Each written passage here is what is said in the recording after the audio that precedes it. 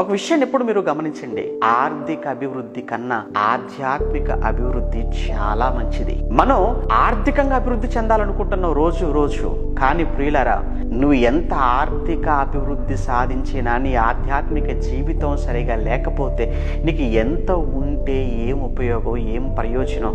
ఒక్కసారి నువ్వు ఆలోచించు.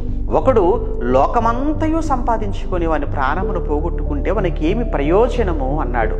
ఒకానొక రోజు కన్ను మూయాలి, కట్టుకున్నవి, కన్నవి, కష్టపడి సంపాదించినవి సమస్తాన్ని ఒక క్షణములో విడిచిపెట్టి ఒంటరిగా ఎలా వచ్చామో అలా తిరిగి వెళ్ళాలి అన్న సంగతిని ఎరిగిన మనిషి ఈరోజు తన ఆర్థిక స్థితిని మెరుగుపరుచుకోవాలని, ఆర్థిక విషయంలో అందరికన్నా పైగా ఉండాలి అని ఈరోజు మనిషి చెయ్యని తప్పుడు పని, మనిషి చెయ్యని దుర్మార్గం అంటూ ఈరోజు లేదండి. మీకు తెలుసు.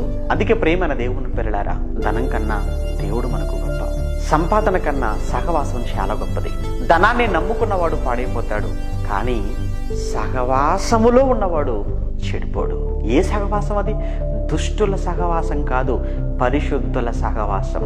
ఇక మొదటి శతాబ్దంలో సంఘం ఆరంభమైన తరువాత విశ్వసించిన వారందరూ కూడా అపోస్తలుల బోధ యందును, రొట్టె విరుచుట యందును, ప్రార్థన చేయుట యందును, సహవాసమందును ఎడతెగక ఉన్నారు అన్నాడు.